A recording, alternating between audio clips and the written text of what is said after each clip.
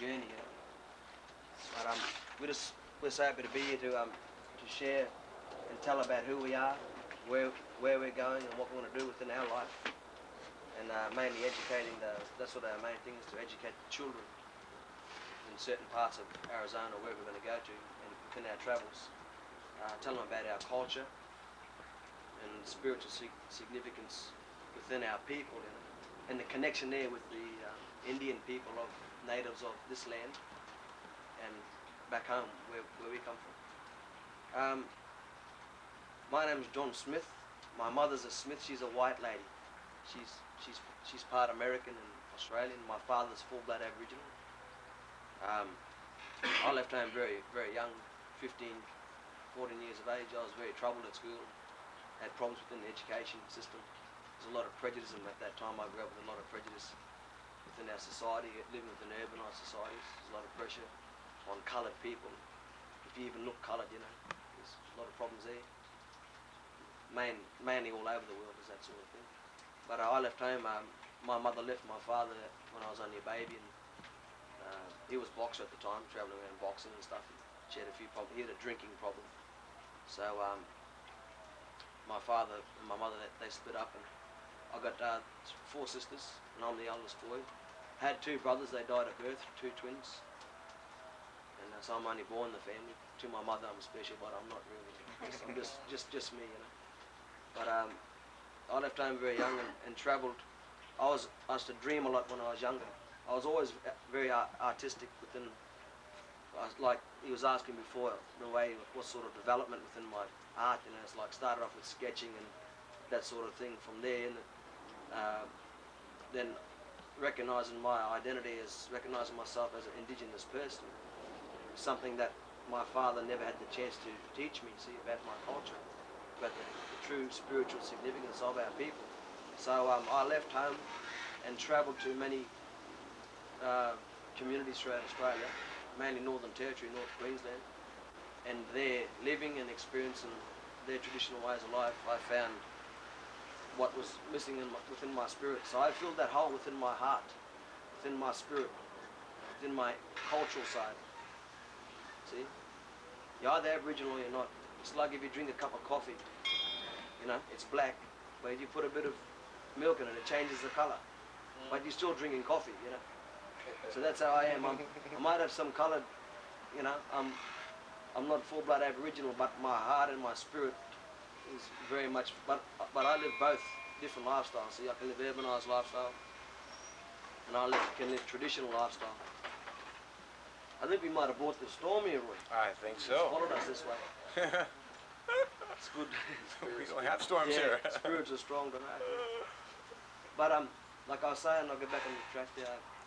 I lived within the urbanised societies there, and there's not much there for Indigenous peoples. That's one of the biggest downfalls I feel, and the pressures of living within urbanised society has killed many of our people's culture. It's killed our culture. Whereas the alcohol and all that's come into it, and the drug abuse, and it's affected a lot of the older people and the children that are growing up within that time. It affected them in a big way. So a lot of the older people stayed within the traditional ways, and the younger people sort of moved to the city because it was something new, and it was exciting for them. But it was all poison. It was all very poisoned. It was just killing them. So I learned a lot about. That was the main thing that was missing in my life, was the cultural thing that was missing. So now I've developed it more now. I'm learning more, like every day, traveling within my communities and meeting with the old people. I love talking to the elder people because they're the ones who are going to tell you the stories, about the dreamings, about the old ways. They're the ones who are going to pass it on to you, and it's respect. See, I brought up very, very respectful. I respect anybody, no matter who they are, what colour, what nationality. That's the way that I've been brought up. I love anybody, everyone. If they give out good feelings for me, if they treat me right, and I treat them right. That's how we are. But the kinship with an Aboriginal people is very, very strong. There might be different tribes, different languages, different Aboriginal people from different parts of Australia. But if there's an Aboriginal person in trouble, then they'll all be there. Even if they don't know that person, It's a very, very strong bond there between Aboriginal people. So, Roy, you want to say a little bit here? No? Yeah, well, brother here now, he's like a little bit about our people. It's dated through scientific research and, all the things that they do. It's, our culture's supposed to be 40, 50,000 years old. But I'm talking about 10 years ago here, but further research, it's dated, they found some bones of some Aboriginal people in Western Australia. And it's dated now to 100, 200,000 years old. So there's no limits upon we're one of the oldest cultures in the world. The instrument I have here, it's called a didgeridoo. Called a what? And didgeridoo. There's an Aboriginal name for it, it's called Yidaki. It's one language I speak, see. From my travels living within Aboriginal communities, I learned my language. It's something I was never taught through my father. See, my father's people, Waka Waka, come from the western parts of Brisbane, out west, in the area there's called South Burnett area. And my grandfather was from that land. That's my traditional land. It's called Waka Waka people. That's the tribe. See, it's all different. Waka Waka? Waka Waka. And yeah, it's all just different little tribes, and within them tribes there's clans, and there's all different dialects within them clans, but they can all understand each other. Right, our people there now, in Australia there's something like 17 million multicultural people in Australia. There's only 265,000 Aboriginal people. Before any white man see, Australia's only a very young country. It's only 207 years old. 208 years old. It's only a very young country. So the Aboriginal people living on that land, see, a lot of bad things have happened within that period of time to our people. Killing of men, women and children, raping of the land, the mining companies, and they just don't care, they just want to get in there and they're just looking for the dollars and everything, Where Aboriginal people, they loved the land, they loved it like their mother, the motherland. They looked after her, then she looked after them, she gave back. See, it was never ever taking. Aboriginal people only took for what they needed for their families to survive. They only killed for the purposes of that, feeding their families and looking after the young and the old. So that's one of our main problems out there today, is mining companies and stuff like that. Before any white people come there was like 15, they estimated around 15 million Aboriginal people, maybe less. And today there's only something like 265,000. So within that period of 200 years, 207, 8 years, there's been a lot of corroboree. It's called a corroboree. Is there anything that's imbibed or anything to induce a dreaming state, or? Some Indians use peyote. Peyote, yeah. Back home there, they call it mulmul. A what? Mulmul. Similar plant? It's very similar, yeah. It's different. It's herbal. No, it's not a cactus. It's more of a native bush.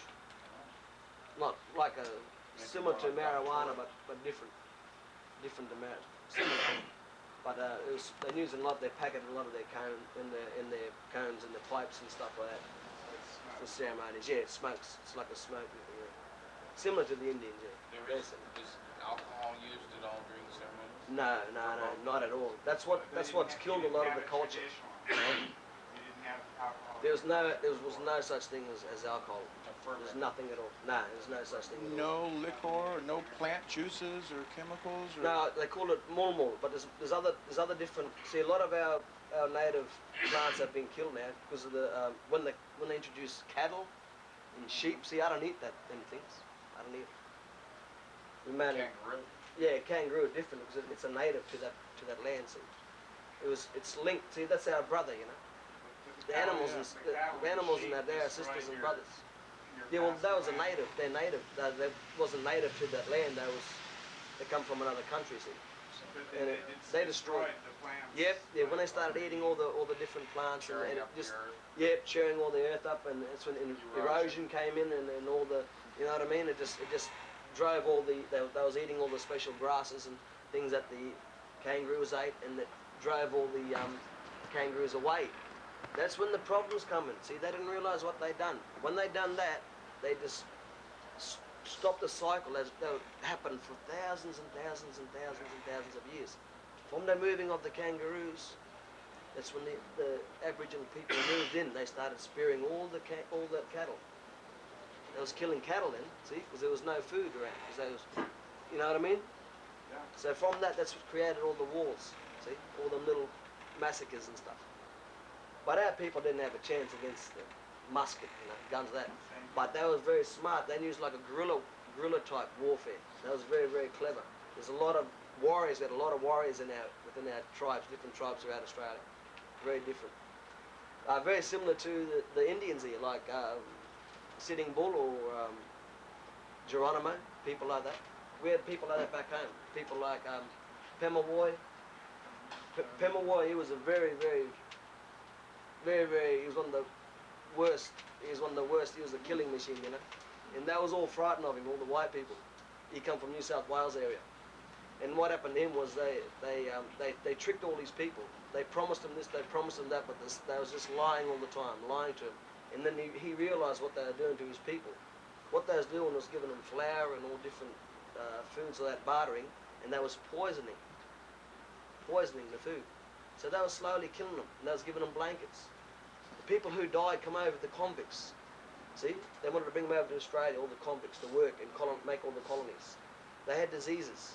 So when them people died, they was getting the diseases, smallpox, whatever, all the different diseases, through the blankets and giving them to the Aboriginal people. So there was just a disease like that was just wiping out hundreds and hundreds, or whatever, thousands of Aboriginal people a year or whatever, within that period of time. So they knew what they was doing, The water holes, they poisoned the water holes. So when the Aboriginal people go to drink there, they'd be all poisoned. So that's what created all them problems. And we're talking about passive people here, they're pacifists, They was at peace with Mother Earth, the land. They never want to hurt anybody. But when them things happened, when they mainly picked on the women and children. They mainly killed the women and children because the woman's very special. You're very special, see. You're the one who born us men into this world. You born us into this world, see. Without you, we wouldn't be here. So the woman, you're very special to our people, or to all of us in this world. See? Let's have a beer. So they mainly killed the men, the women and the children, because the children were the next generation. So they killed them out of the women. Even when they're still, and the sad thing about it, the terrible things about they used to do, it's not even written down in history books. They used to told by the old people, and them old people hand them stories down, and it was written down, documentation. It was never ever given to governments. But later on it was shown that they was getting women, they was kicking their gutses in while they're pregnant, cutting them open, pulling the baby. They was doing horrible, disgusting things like that. Tying them down, running over them with horses. There was just barbarians, and they called our people savages. You know what I mean? And there's these people doing all these bad things to our people. Well, was it Australia or was it New Zealand where they sent... New Zealand had a problem too with the Dutch. The Dutch colonised there. They sent the criminals. Yeah, all the convicts. That was Australia. That was Australia now. That was Australia. The problem with New Zealand was, it was the Dutch. The Dutch colonised that area.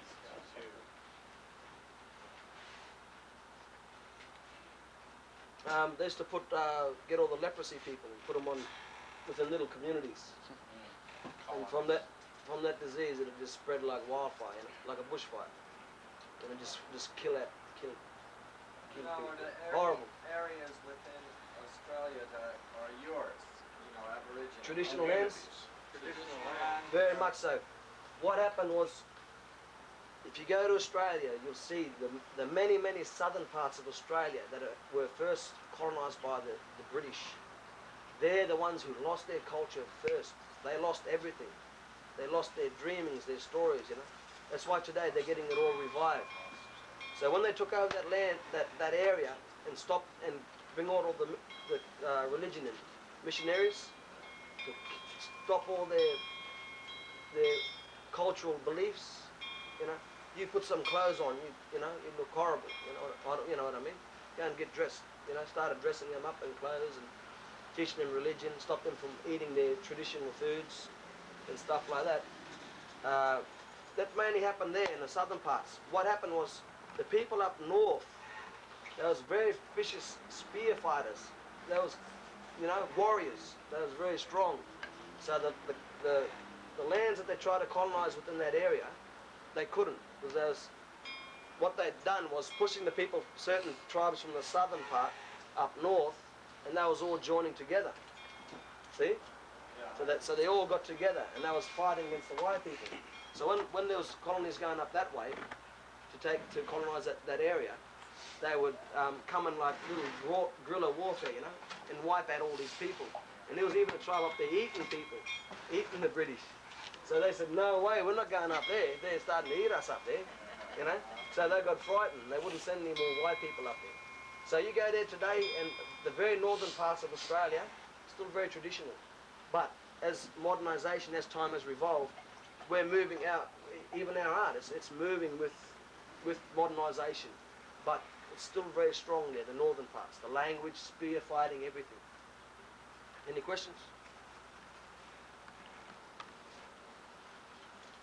I imagine you told them already, but that's made from what? It's made from a tree called tarpa. A what? Tarpa. That's the Aboriginal name for it, see? But what it is the white ants have eaten up through the middle of it, see? It's a young tree. And it's the oldest wind instrument in the world. The oldest wind instrument in the world. Well, it's kind of It's one, I'd say it'd be the oldest wind instrument. a wind. Wind instrument in the world. And it's made from Mother Nature, made from the Mother Earth, the white ants. That's all our little brothers too, see? Every little insect, every little living little creature upon this earth, it's all our little relations, all our little families. Without them, everything plays a part within the life cycle. That's what Aboriginal people knew, see? Every little insect you see on the tree, every little moth, it's all spiritual. It's got its own little spirit. See? All spirits within all them little creatures.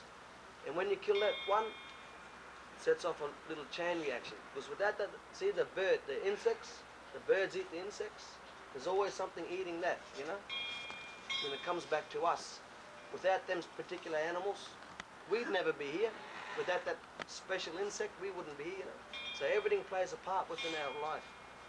So that's why Aboriginal people never abused and killed for the greed or for the fun of it. It was only for a purpose. They Survival. use their wind instruments, though, for these instruments primarily as adornment, French, Spiritual, we express, music, though.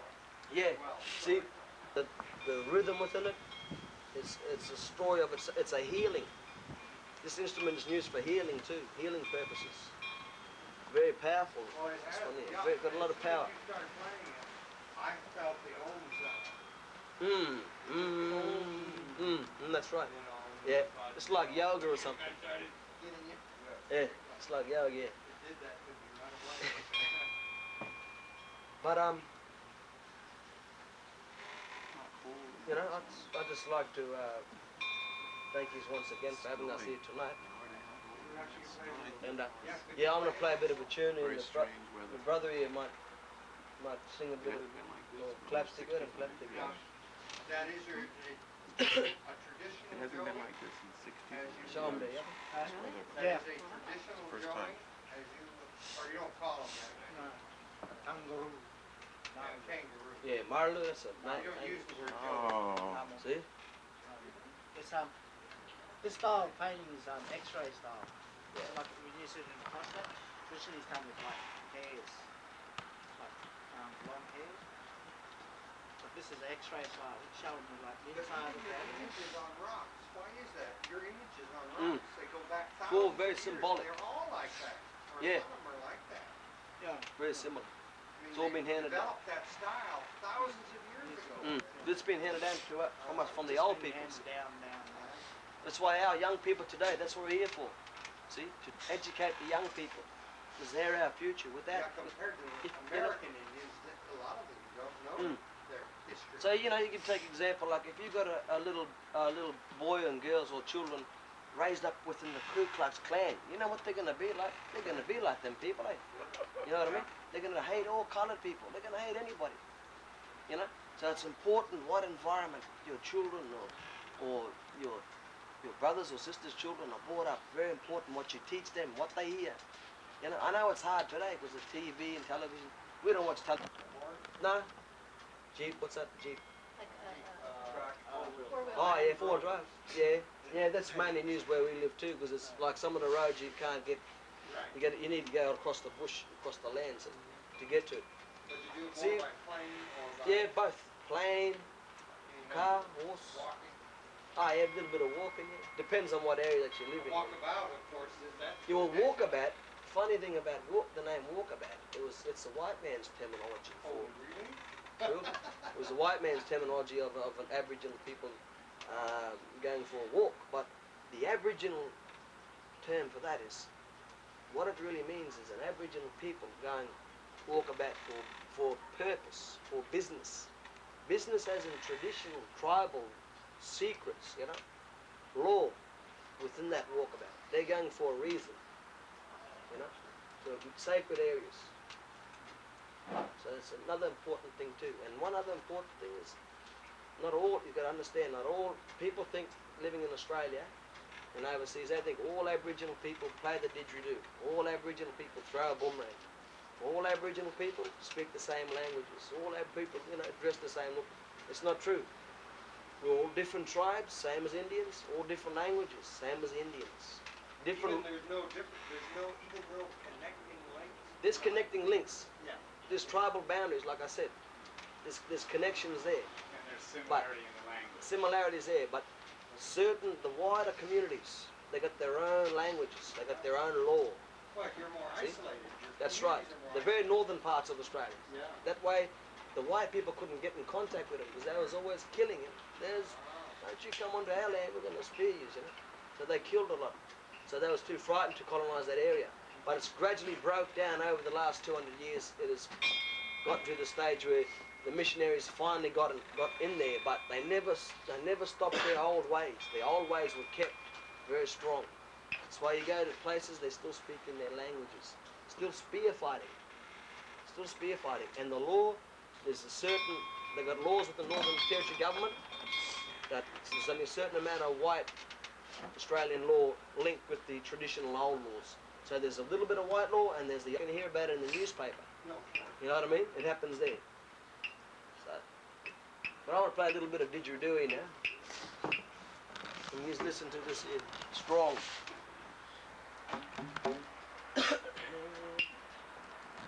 With them. Let me do it.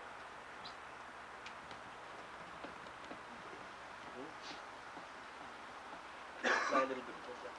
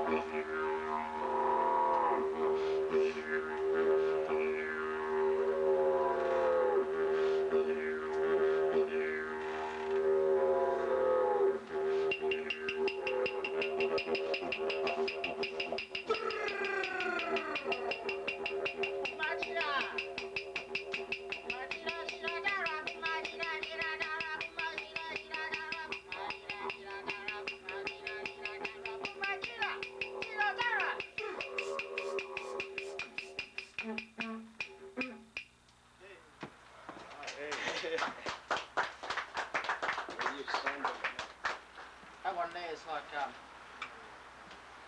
like when we're having a corroboree, when we're having a ceremony, it's like, I don't know, it's probably like what the Indians here call the intertribe. Power, yeah. It's the power where everybody gets up. Bumajira just means to shake your leg and and Jiradara Men, means women, shake children. your shoulders. So you just like everybody comes out and they just shake, whatever. You know, they might Have a good time. Yeah, no, they'll probably dance their totem or something. You know. Come out and shake a leg. You gotta shake a leg. It's like freestyle. So what are you doing to the mouthpiece? This is like from the, Is it molding kind of thing? yeah, it's just like make it softer for your mouth. But most of your work is Often. done in your mouth, and your lips, connection. Yeah.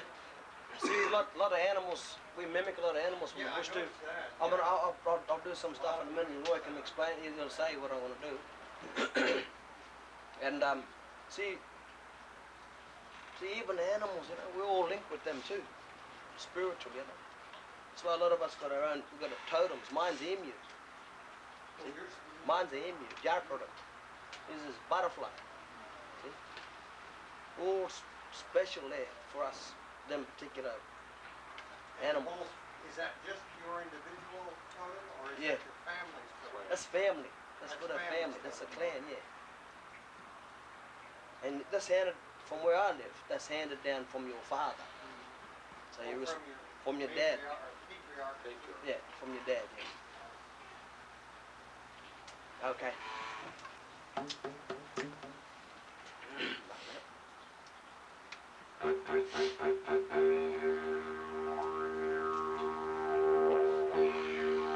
So then you gotta make a sound for the native bird in Australia.